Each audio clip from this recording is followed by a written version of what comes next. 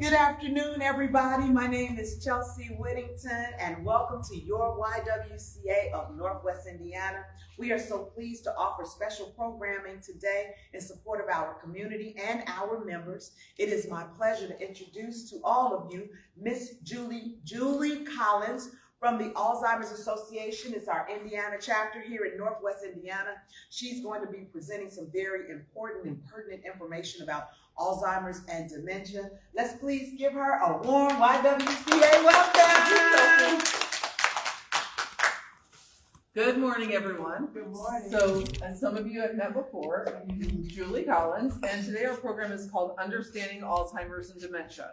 So, the learning objectives, we're going to compare Alzheimer's and dementia, recognize how Alzheimer's disease affects the brain, list the risk factors for Alzheimer's disease, identify the stages of the disease, recognize current FDA-approved treatments, describe how scientists are working on research, and name the resources available through the Alzheimer's Association. If you have questions during the program, please feel free to stop me.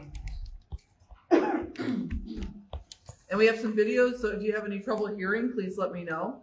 So the impact of Alzheimer's. First of all, I like to ask when I go somewhere new, how many of you have been personally affected by someone with Alzheimer's disease? Yeah?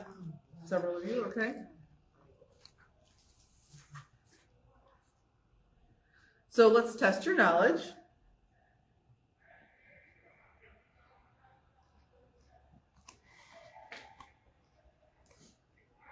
Approximately how many Americans are currently living with Alzheimer's disease? Oh, can you see? I can now. Any guesses? I'm gonna guess 8 million. All right, let's see if that's right. I'm gonna say 3. You're gonna say 3? Okay. All right, let's try 8. That was the first guess. It's actually more than 6 million people. Yeah. All right. You're right. Get you another meal. So about how many Americans provide unpaid care for someone living with Alzheimer's or dementia? Is it 8 million, 11 million, over 14 million, or more than 18 million? I'm gonna stick with my 8 million. All right, let's try it and see. Okay. I said over 11 million. Over 11 million people in America provide unpaid care for people with Alzheimer's or dementia. That's a massive amount of people, isn't it? It's just so many people. So here's a little video. It's called Know the Facts I'd like to play for you.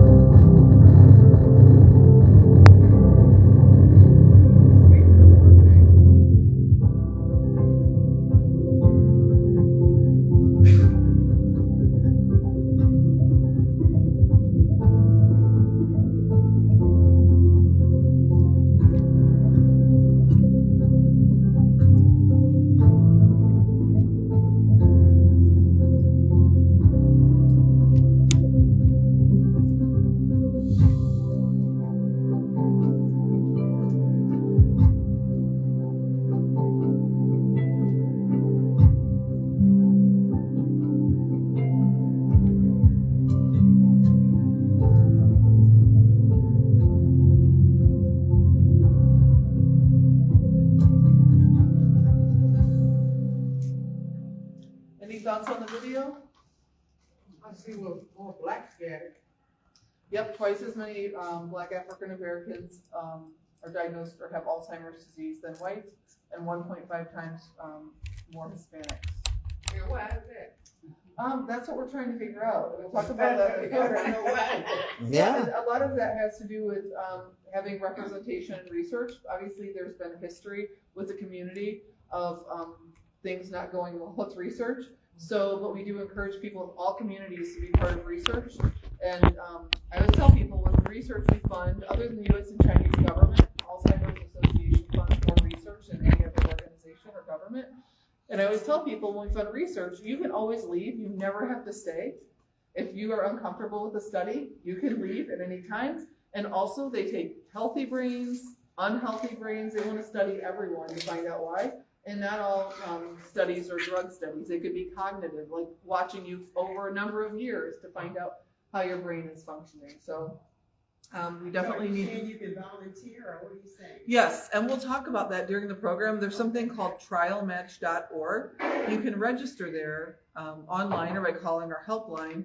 And then if a study comes available that you would be a good fit for, they'll contact you. I always encourage people to do it if you're comfortable. Mhm. So let's do another test your knowledge. Okay.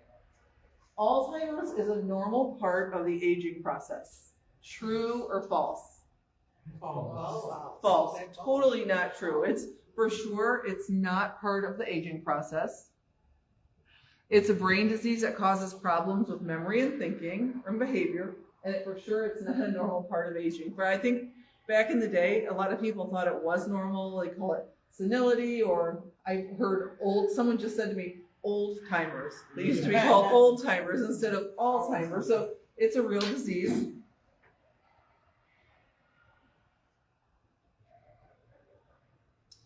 True or false? People younger than age 65 can get Alzheimer's. True. You can see people in their 40s getting Alzheimer's. It's rare, but you can see it in young people. So we're going to hear from an expert. If the video is too loud or too soft, just let me know. Dementia is the umbrella term for an individual's changes in memory, thinking, or reasoning. There are many possible causes of dementia, and Alzheimer's is the most common cause. Other causes of dementia are vascular dementia, which is marked by changes in the blood flow in the blood vessels in the brain. Dementia with Lewy bodies, identified by specific brain changes throughout the brain that include the buildup of a protein known as alpha-synuclein. And frontal temporal dementia, which is marked by brain cell loss in the front sections of the brain or the frontal lobe. Each type of dementia may have distinct characteristics to cause specific behaviors in the individual, but there is also some overlapping behaviors among the types of dementia. So any questions about that? If you think of the umbrella term, and the reason you hear about Alzheimer's, the type of dementia you hear about most, I think, is Alzheimer's, because about 70% of people with dementia have Alzheimer's disease. But then there's the other kinds as well. So, and why is an accurate diagnosis important? Certainly having the diagnosis of Lewy body was helpful in our planning, because we began to understand where this was coming from in the brain. Where otherwise we would not have known. Like we knew something was happening, but what was it? To give it a label actually helped, although it was a big umbrella. It explains some of the characteristics and symptoms that we were experiencing and seeing. Again, feel free if you have any questions at any time to hop in.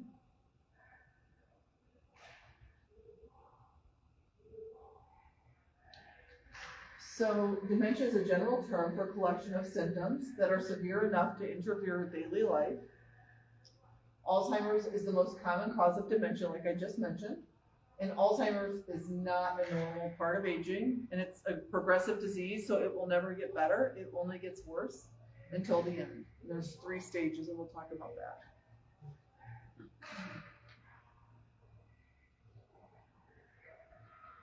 So Alzheimer's in the brain. Let's see what we have to say here.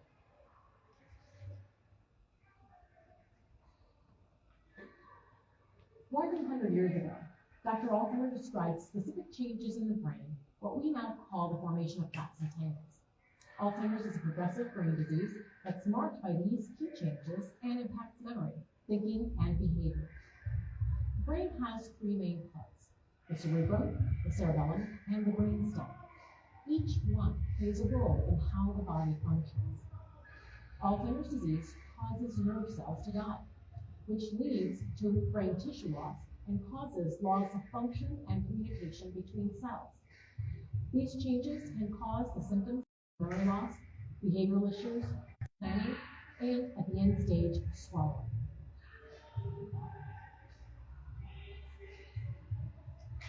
So again, 100 years ago, he noticed specific changes in the brain. It causes nerve cells to die, which leads to shrinkage in the brain, and the brain changes result in changes in memory, thinking, and behavior. Any questions? So that's why you can't swallow them. That's at the end. Yep, and the problem with swallowing is usually in the final stages, and yeah, and you can aspirate and everything, so it becomes a problem. So, yeah.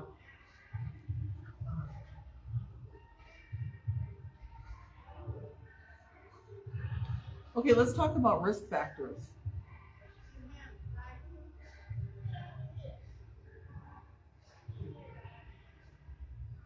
What is the greatest, come on in. What is the greatest known risk factor for Alzheimer's disease? Is it genetics, family history, or age? Genetics. No, wrong. It's age. It's age, yeah. That's the known risk factor. So age, although Alzheimer's is not a part of normal aging like we talked about. Right, you just said it earlier, that's why. Yeah, no, it is, yeah. But so age is the greatest risk factor for the disease. After age 65, the risk for Alzheimer's doubles every 5 years. So again, after the age of 65, the risk of Alzheimer's doubles every 5 years. Wow. 34% of people age 85 and older have Alzheimer's, and 1 in 3 people dies with Alzheimer's over 85. With the current, more people getting younger, they may have to change that. Say it once more. I'm asking the question, as they develop, there seems to be a trend towards more younger people getting Alzheimer's. So do you think that fact that you have right now may have to change? It could. We never know. We do. Every year we do studies of the numbers and everything and report the newest numbers. So we'll find out if that happens. But we do know for sure that that's 34% of people age 85. So it's 1 in 3 people over 85 die with it.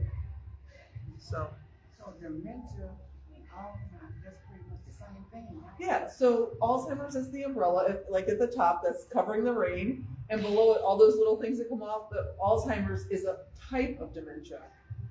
Just like if you think of cancer, for example. So cancer, if you think of cancer at the top, then you have a bunch of different kinds, like breast, prostate, bone. So dementia is kind of like that, except it's, Alzheimer's is the one we think of the most, because if you have dementia, 70% of people with dementia have Alzheimer's disease. Yeah. So how do you test for that? We'll go through that. We'll talk about that. Yeah, that's a great question. I'm glad you asked it. Me too. That's a great question. I know at my doctor's office, when you go there, you have to do this clock. Yep. And she tell you 3 words you got to remember before she take you in the back. Oh Lord. She do. Tell me one more time. Cognitive testing. Yep. It's cognitive testing to test your brain, see how you're doing. Yep. Every time I go, they do that. You got to remember 3 things, and then you got to remember. Do you remember them? I'm still. Has anyone else had those tests? I've had one, it's the usual part, but the first time you don't know what you're doing, so you're, okay. And then they come back and ask you, what were those words I gave you? I have no idea.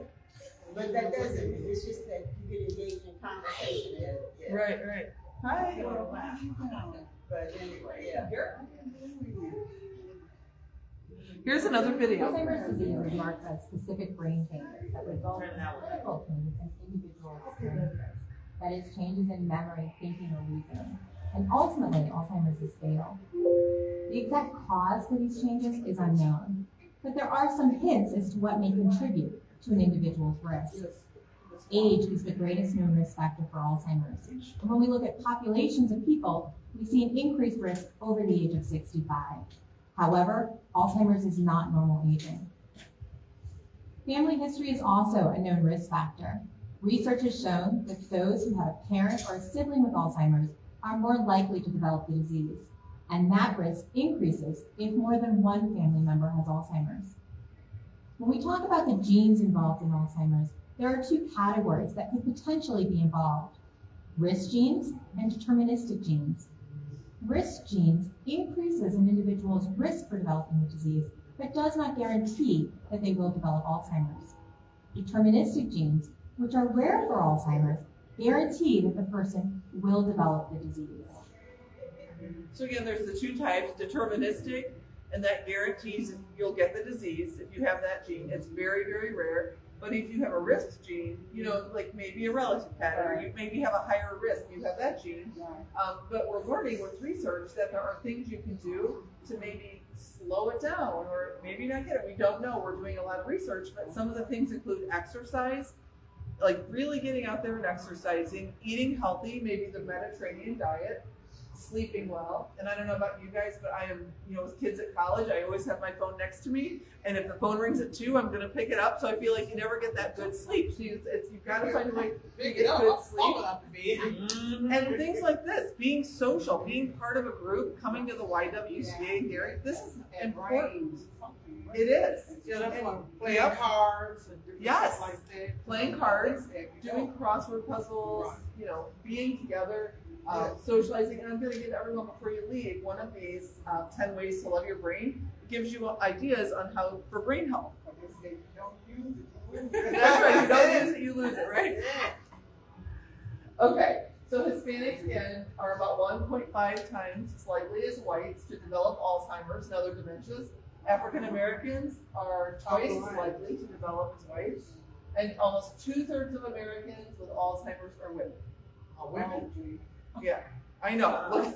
We're in trouble, right? No, but yeah, that's why these things on this healthy living are so important to do. And I think being here, exercising, being part of the group is just phenomenal. Yeah. So again, we'll just go over the risk factors. Age is the greatest known risk factor. Family history is a known risk factor. Having a parent or sibling live with the disease increases the individual's risk. Risk genes and deterministic genes are two types of genes associated with Alzheimer's. And again, Hispanics and African Americans and women are at an increased risk for Alzheimer's. So let's talk about the stages. And if anyone has any questions, just stop me, please. All right, a different kind of forgetting. It's a different kind of forgetting. Can you hear? It really, really is. It's not just forgetting where I put my car keys. It's much deeper than that. And for example, I cannot read a book.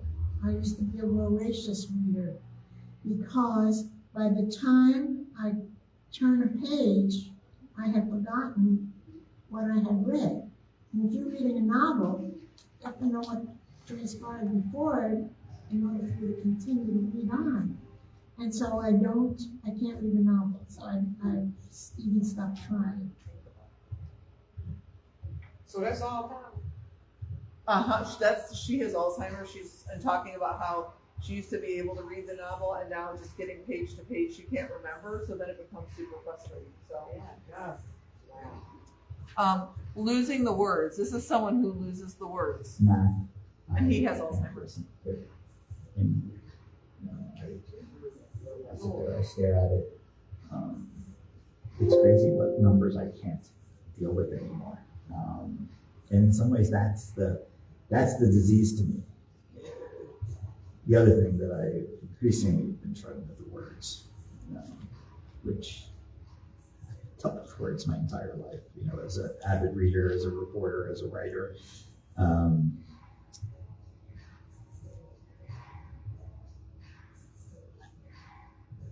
I struggle with them now. And facing the frustration. I'm like the overachiever.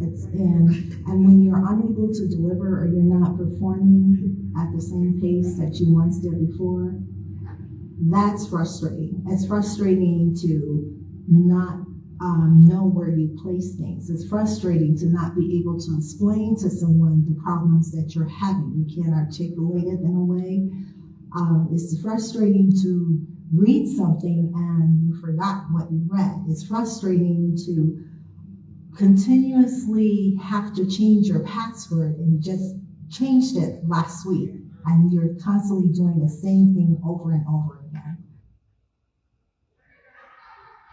And then living for today.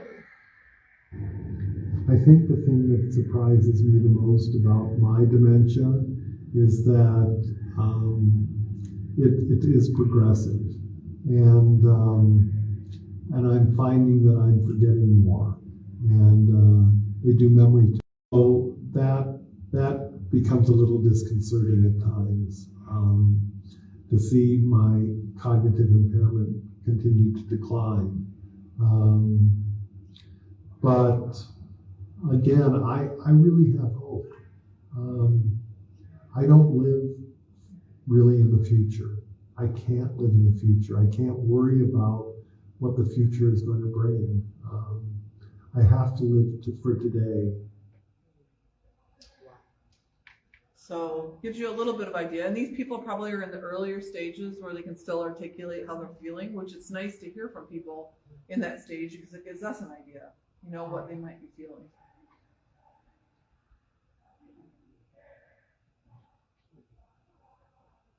So Alzheimer's is a continuum.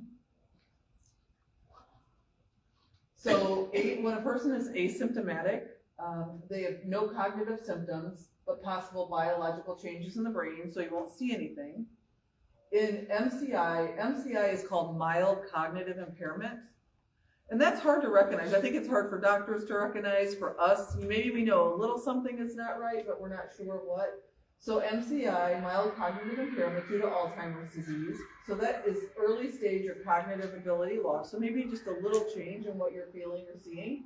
And then when we get to the purple, dementia due to Alzheimer's disease, when we're in the mild phase, it typically involves symptoms that interfere with some daily activities. Maybe we're just starting to realize we can't do certain things. Maybe writing checks is becoming too difficult. Maybe we used to write checks and we were so good at it, and all of a sudden we can't do it anymore. And I always tell people, when you're thinking about this, if you're thinking, gosh, does my sister have Alzheimer's? Because if she was never good at writing checks, and then all of a sudden she's not good at writing checks, same thing. But if it's someone who is really good and you see that change, all of a sudden she can't do it anymore, that could be something to watch for.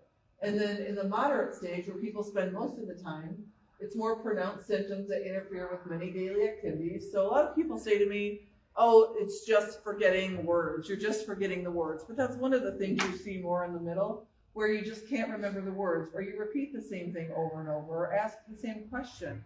But there are other things that come with it, visual changes, like many, many changes, and we can talk about that too. But that's where a lot of people spend a lot of their time. And then severe symptoms interfere with most daily activities. Sure. And stress bring on a lot of that too, right? There are other things that can cause, so when we talk about, I think we might be talking about this in the program, but early detection is so important because there could be other things causing the symptoms, maybe hormone changes, thyroid, brain tumor. There's other things that could cause similar symptoms. So that's why I always say, go to the doctor and write down what you're thinking ahead of time, because if you're anything like me, when I go to the doctor, I have a list of things I want to talk about, but I get in there and then I'm like, he's in a rush, I'm in a rush, and I forget to say it. So then you're like, call the nurse back, but that's why write down, I think writing down what you're feeling or your concerns over a month or however long, and then take it to your doctor and say, I really feel like something might be wrong. Right. So you get it. And even, and sometimes if you get poo-pooed a little bit because they're busy or maybe it's not significant, but if it's significant to you, it's something to really share with them and talk about and find out what's, relieve your mind a little too. Right. Because if it is something else that you can get, something that you can fix, then it's important to know. Right. So, hi, thanks for coming. Hey, my friend.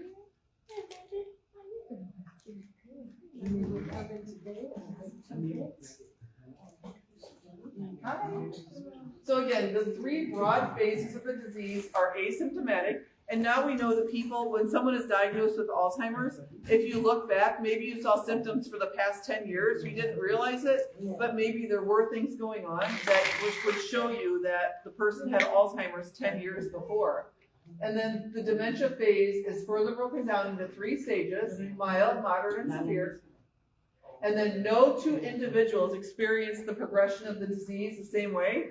When people call me and say, my dad was just diagnosed, how long will this be or this be?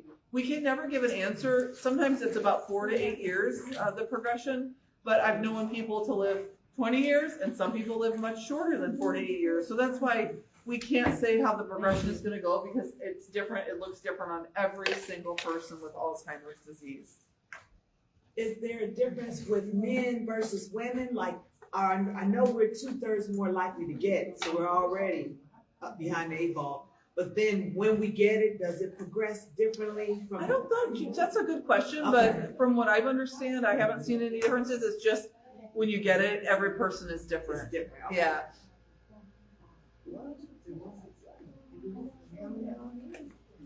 All right, let's talk about FDA approved treatments.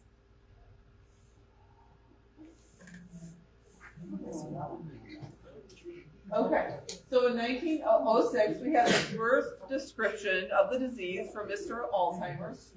In 1996, Aricept, I don't know if any of you have heard of these drugs.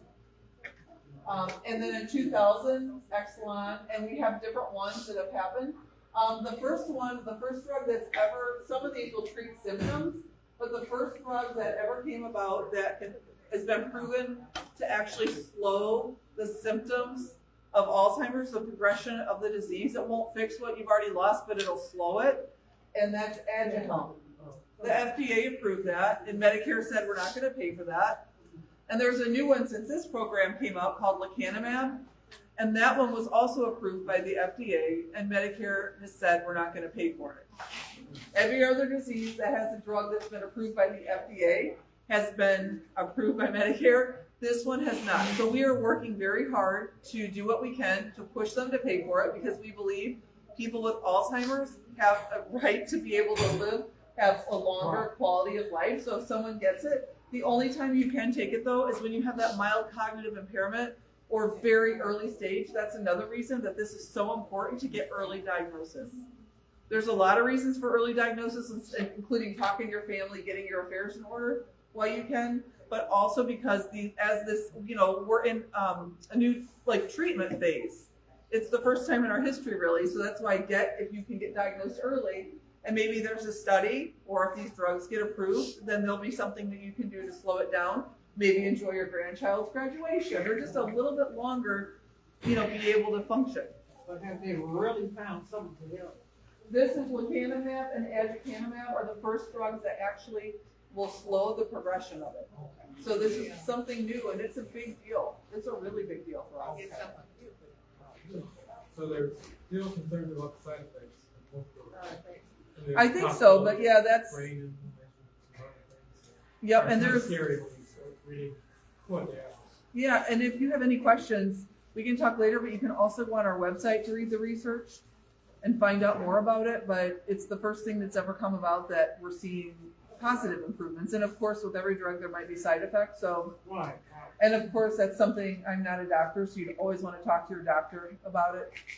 But I think we're moving in the right direction though. So I just want to add, Julie, that's the part that I think that the clinical trials make the difference, because when we as Black people don't participate in clinical trials, we don't know what effect or impact medication or research has on us. And so all the results are based on other ethnicities being tested. And then when we do get the side effects, they're like, well, no wonder nobody tested on us. So we didn't know that this certain dosage causes this, or this interacts with our genetics differently than someone of a different race. Yes. And I guess I'm kind of pumped up about it because I just left a session at the Avalon with doctors, Black doctors, talking about how we are still thinking about the Tuskegee experiment. So we're scared to even be tested and participate in trials. And then the research isn't there to help us. So I just wanted to add that. I appreciate it, Chelsea. If we do that, which I'm planning to participate in one coming up through Dr. Seabrook when they give us the opportunity, then the research is there for us. Right. We can't test you to get research and results for us. It's just not genetically possible. Totally agree. Yeah. And that's when she asked about like the Black community being twice as likely to have Alzheimer's. That's again, that research. It goes back to research. If we're not studying everyone, if every group is not being studied, then we can't really give accurate reasons why. We think it could be because higher levels of diabetes, heart disease, it could all contribute, but we definitely need to find out through research. So if you're ever interested in being part of research studies, again, with these research studies, in 2023, if you don't want to be in them, you leave. You don't have to stay in any research study. And if you're ever in one and they tell you do, it is not true. You can always leave a study. So it's something to think about. And Chelsea, I appreciate you adding a little bit because it's so important that we are studying all communities. Well, you fed me. I gotta do something. I gotta say something. Okay, so talking to a healthcare provider, because everyone's experience with Alzheimer's is different. Treatments will work in varying degrees, like some people might have side effects to something. So treatments work in varying degrees and are not effective for everyone. And some of the drugs we talk about that can help with symptoms, they might work for one person and they might cause trouble for the next. And we encourage people who are interested in learning more about treatments to have a conversation with a healthcare provider. Only your doctor can decide with you.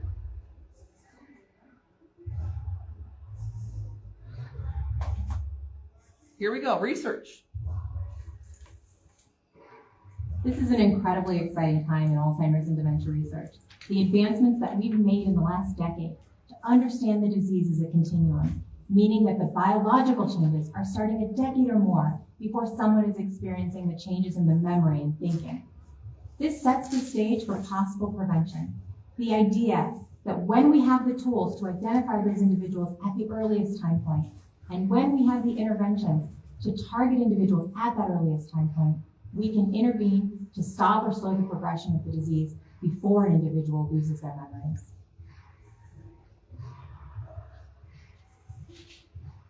All right, let's talk about lifestyle factors. Growing evidence indicates that people can reduce their risk of cognitive decline by adopting key lifestyle This is habits. so important. More and more research shows that factors like exercise, nutrition, and aggressive management of cardiovascular risk factors may impact our ability to slow cognitive decline as we age. And through current studies, we're exploring how certain lifestyle factors may even reduce the risk of developing Alzheimer's and dementia. Those are simple things we can do, right? They're not so simple. If we don't want to go for a walk or go swimming or exercise, it's not so simple, but I think it's worth it. It's worth taking that time to adopt a healthy lifestyle if it's going to stop our cognitive decline. A lot of hope does come from the Alzheimer's Association, all the research that is being done. Even though there is not a cure today for the disease, I know in my heart there is going to be a cure one day. And I know we're getting closer Her husband for has that it. cure. Because even if you fail in a research study, you learn from that failure in the research study. That failure always brings progression. And securing the funds. It's nice to see the association spearheading in many ways the emphasis on getting the money at the federal level and at the private sector to get the research done so that someday there will be an effective treatment, hopefully cure, hopefully prevention.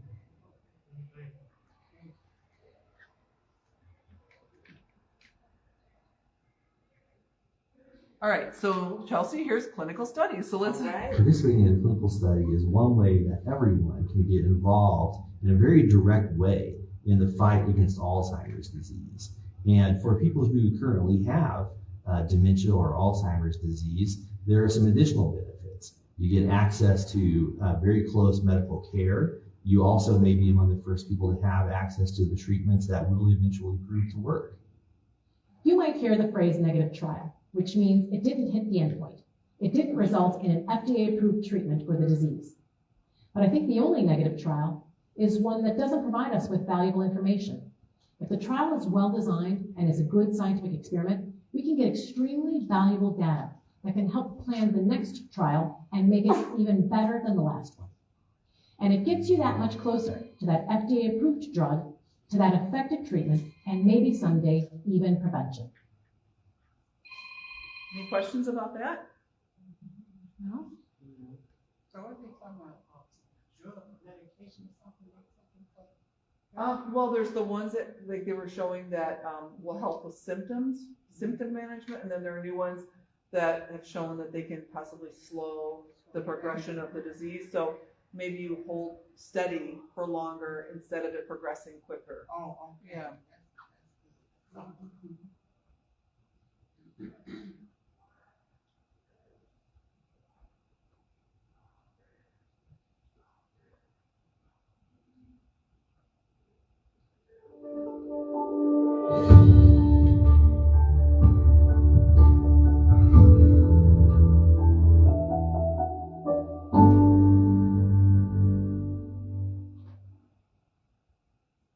So our mission is a world without Alzheimer's and all of the dementias, and we fight for that every day. That's what we get up for every morning, is to find a cure and support people living with it.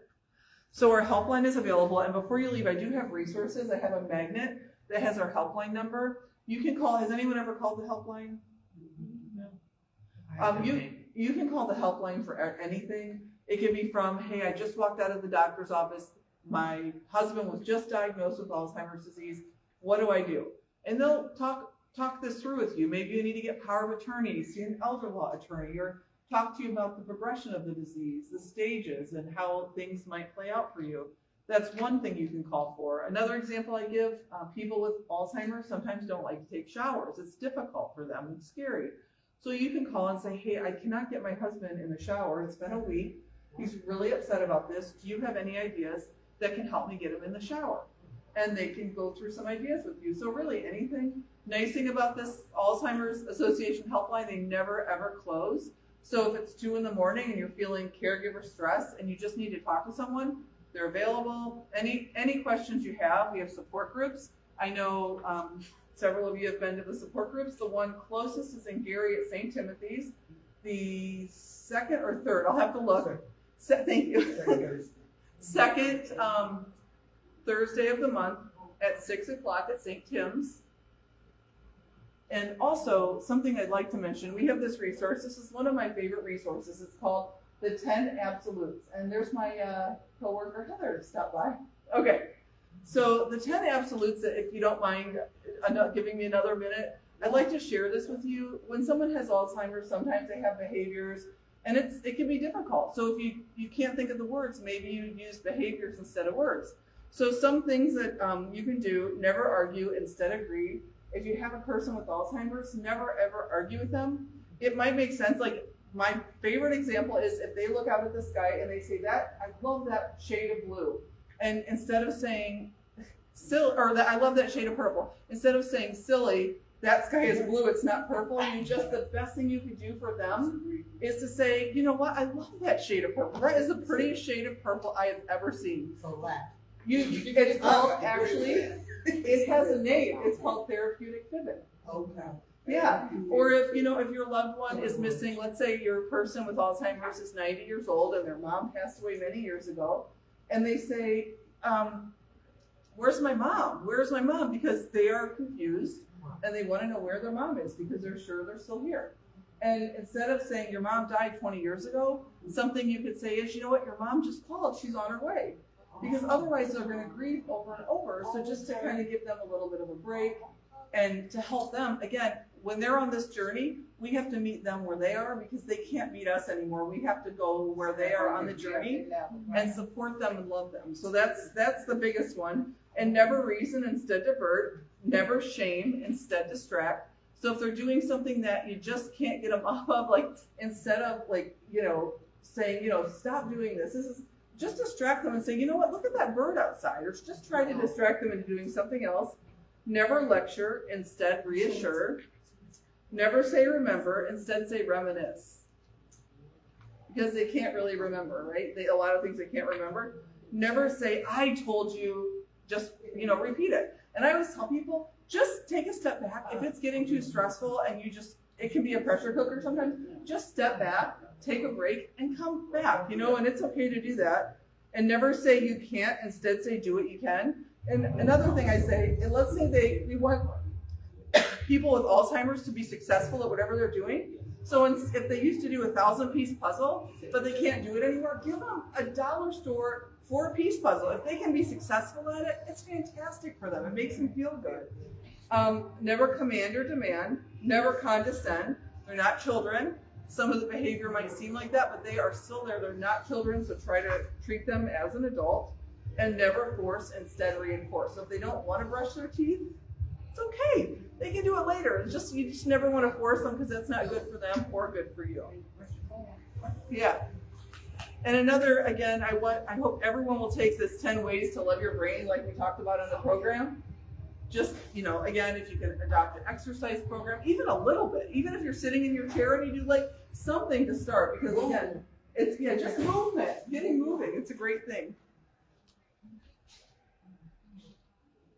And Heather is here. She just happened to walk in. She said she might stop by. We also have the Walk to End Alzheimer's. Heather, do you want to say anything about the walk in Lake County? Sure, thank you. Heather, can you come up to the camera? If I have to, Because we have members who will watch this later. Okay, cool. Thank you. Yes, we have our Walk to End Alzheimer's. It is our fundraising event, and it's an opportunity to come out as a community and to support others who are impacted with Alzheimer's, so people don't know that they're not alone. It's a beautiful community event. Chelsea has been our MC, and she has brought inspiring messages, and just her presence at our walks has been so inspirational. So there's a ceremony, some food and DJ and entertainment. And then we do a 1-mile walk. So in Lake County, we have one in Highland on September 10th. It's a Sunday, and it's usually at 1 o'clock, so we leave time for faith base in the morning and being able to come out in the afternoon. At Wicker Memorial Park, we have a 1-mile loop in the park, and then one also around the golf course. So we have 2 options. We're also in Michigan City and Valparaiso. We have walks there too. So I have flyers if you would like to take them. Just great opportunity to fundraise, share with your other faith base, with your maybe companies, or just your friends and family. So hope you can come out and join us. And also, Heather, would you mind passing these up? I do have a sheet. Much of our work is grant funded. If you would be willing to sign the sheet, at the least with name and zip code. If you want to give more information, that would be great too, but at least name and zip code. And then I didn't mention, I don't think I did, the 10 warning signs. I'd love for you to take one of these too. The 10 warning signs of Alzheimer's: memory loss that disrupts daily life, challenges in problem solving, difficulty completing familiar tasks, confusion with time or place, trouble understanding visual images and spatial relationships, new problems with words and speaking and writing, misplacing things and losing the ability to retrace steps. So if you think about it, like, does anybody lose their keys in here? Yeah, I do all the time. And with someone with Alzheimer's, they might not be able to track their steps and find them. I can usually find my keys. Last time it was 3 months, but I did find the second set of keys. It was in my son's backpack, so we found them, but we were able to find it. So if you can retrace your steps, that's one thing, but if you can't retrace your steps after you lose something, that is something to think about. Decreased or poor judgment, withdrawing from work or social activities. That's a big one. Like I said, it's important to come here. With people with Alzheimer's, it becomes more difficult to communicate. They often want to isolate. So finding, if you see someone doing that, it's something to think about. And it's very important to get them out. During COVID, we learned that people declined at a 17% faster rate because we think maybe social isolation had something to do with it. You always want people with Alzheimer's to have activities to do. And changes in mood or personality. If you see somebody getting crabby or, again, isolating, that's something to think about. But I hope you'll take all of these resources home, and especially the magnet. And one more thing I'd like to show you. We have these nice little cards if you have to have a loved one with dementia. It says, because sometimes maybe they're having a behavior in a restaurant or somewhere. It says, "Thank you for your patience. The person I am with has Alzheimer's disease or another dementia and may require a few extra moments." Maybe you can give it to your server or your banker so they know, please be patient with my loved one, because they might be isn't that nice? Might be having a difficult time. So we always give these to families if you'd like to use them when you go out in public. Any questions?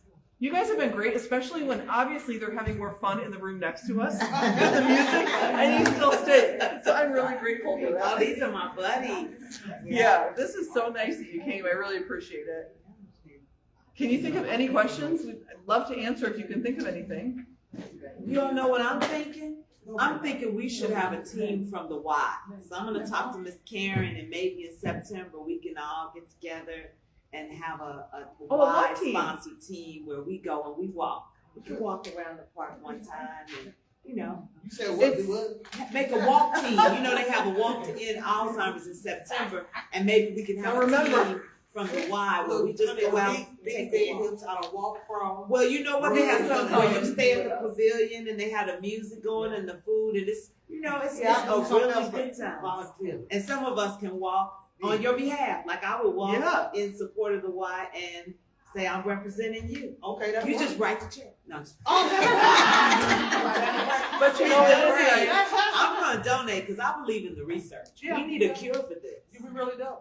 All joking aside, it is nice. Like we're able, because of the walk and because of the grants we receive, we're able to come out and do education, do support groups. Never a charge for any of our constituents that use our services. But I'm telling you, it can be super isolating to be on your own without knowing there's help out there. So we always encourage you to just come and use our services.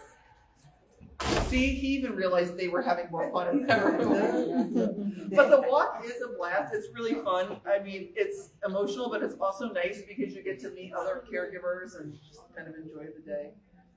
Well, I have it on my calendar, September 10th, Sunday, September 10th, 1 o'clock at Wicker Park. I will be there right after church. Thank you, Julie. Oh, sure.